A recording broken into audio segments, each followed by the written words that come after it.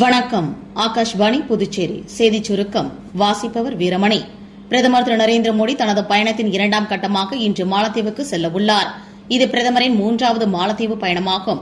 அங்கு நாளை நடைபெறும் மாலத்தீவின் 60வது சுதந்திர ஆண்டு கொண்டாட்டங்களில் பிரதமர் திரு நரேந்திர மோடி சிறப்பு விருந்தினராக கலந்து கொள்ள உள்ளார். இந்த பயணத்தின்போது அவர் மாலத்தீவு அதிபர் டாக்டர் முகமது முய்சுவை சந்தித்து இரு நாடுகளுக்கும் இடையே பரஸ்பர உறவை மேம்படுத்துவது குறித்து பேச்சுவார்த்தை நடத்த உள்ளார். பிரதமர் திரு நரேந்திர மோடியின் 124வது மன் கி பாத் எனும் மனதின் குரல் நிகழ்ச்சி நாளை மறுநாள் ஞாயிற்றுக்கிழமை காலை 11 மணிக்கு ஆகாஷ்வாணி மற்றும் தூர்தர்ஷன் தொலைக்காட்சியின் அனைத்து அலைவரிசைகளிலும் ஒலிபரப்பாக உள்ளது.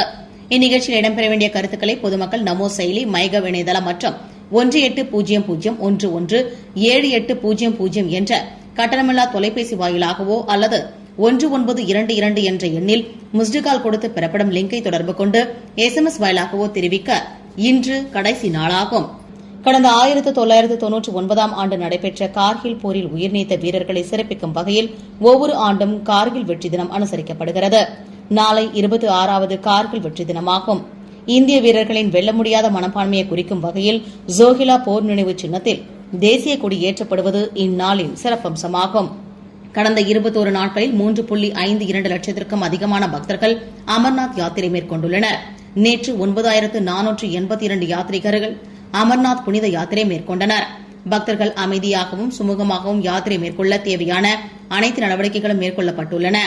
இம்மாதம் 3ஆம் தேதி தொடங்கிய அமர்நாத் யாத்திரை அடுத்த மாதம் 9ஆம் தேதி வரை 38 நாட்கள் நடைபெற உள்ளது குறிப்பிடத்தக்கது.